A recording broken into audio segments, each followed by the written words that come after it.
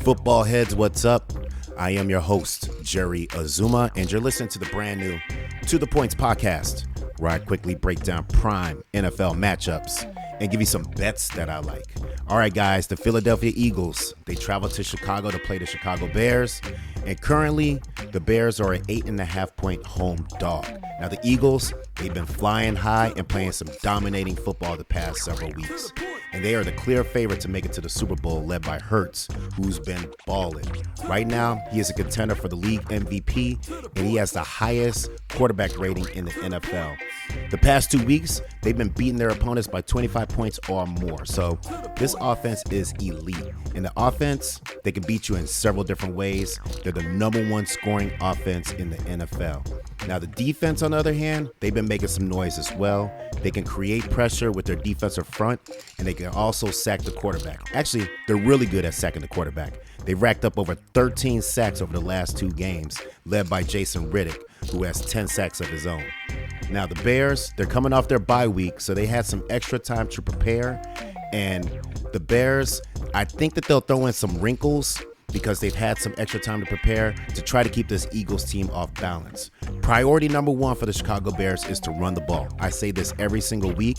It's because this is the thing that they do the best, and they should never get away from that. Even if they get down in points, they should still try to run the ball because they are extremely good at doing that. This will be their best chance at keeping this game close.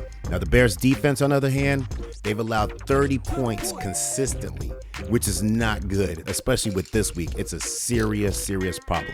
All right, guys, let's just get right to the points. Justin Fields will be on that football field. So him alone, he is explosive, and I think that he will keep the game close. But the Eagles, they're just too good everywhere. They have weapons all over the place.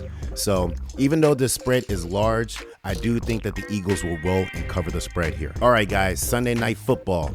The Giants travel to face the Washington Commanders. And currently, the Washington Commanders are a 4.5-point home favorite. Now, the Commanders, they've been playing well the past few games. They're coming off of their bye, so they should be healthier and well-rested. Ron Rivera, man, him and his coaching staff, they've done a solid job with this team. With the extra time to prepare, I trust that the coaching staff will put a lot of effort in exploiting the Giants' weakness.